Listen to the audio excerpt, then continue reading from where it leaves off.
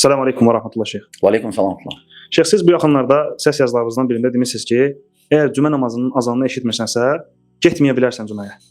Bəzi insanlar müxtəlif fikirlər bildirdi sizin bu sözünüzə və fikirlərdən biri də budur ki, güya siz bu sözünüzlə dini cılızlaşdırmısınız. Zəhmət olmasa buna fikir bildirərdiniz. Elhamdülillah və salatu və salamu alə mən lə nəbiyyə bədə əmmə bəd. Selamun aleyküm və rəhmətullah. Və birinci bu fikir mənim fikrim deyil. Bəzi alimlər deyib bunu. Məsələn Şeyx Albani. Şeyx Albani bunu deyəndə dini cılızlaşdırır. Yəni bu hələ demək düzgün deyil. Özü mənə təəccübləndirdi. Bir iki uşaq olar, heç onlara fikir vermirəm. Ancaq məsələn hansısa diktor danışır onu deyir, qəribədir. Bu bir. İkinci, onlar deyəsən suala qulaq asmırlar cavaba. Orada mən demirəm ki, cümə gəlmə, məsələn otur, məsələn evdə televizora baxınca cümə vaxtı gəlmə namaza, cüməyə məscidə. Kim də onu deyən? Cüməyə gəlmək lazımdır. Tərk eləmək olmaz. Mən o fikirdəyəm. Lakin orada sual necə oldu? Biri iş yerindədir. Biri iş yerindədir, cüməyə qoymurlar. Belə vəziyyətdə neynəsin? Mən də dedim ki, azanı eşitmirsə, o biraz yüngüldür məsələsi.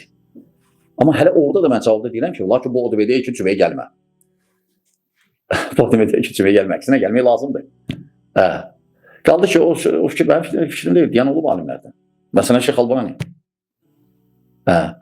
Şeyx Albani, məsələn. Yəni, burada bilirsiniz, burada sadəcə bunlar yəni tərcümələnirəm mən ki, bu bir fikri məsələdir də. Fikri məsələdir. Bunlar əgər belə etiraz edirlərsə dərhal, özlərini gücdən saxlayırlar, nəsə demək istəyirlər, gücdən saxlayırlar, özlərini istəyirlər biraz.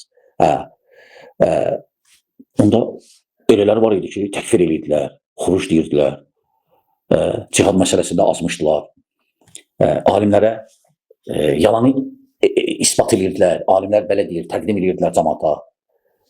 Biri çıxır deyirdi ki, cərh tərd edilmə, ümumiyyətlə Şeyx Fovzan deyir ki, yoxdur artıq, bağlanıb və s. və s. Biri məsələn, hətta Ukrayna barədə özü yazıb,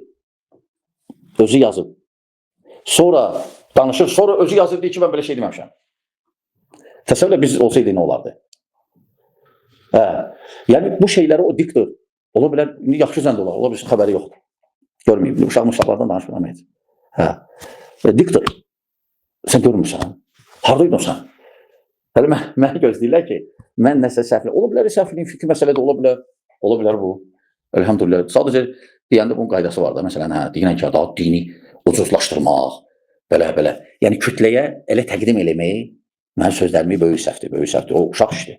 Yəni böyük, ağıllı insan doktora yanaşmaz. Ona görə mən diktor deyirəm.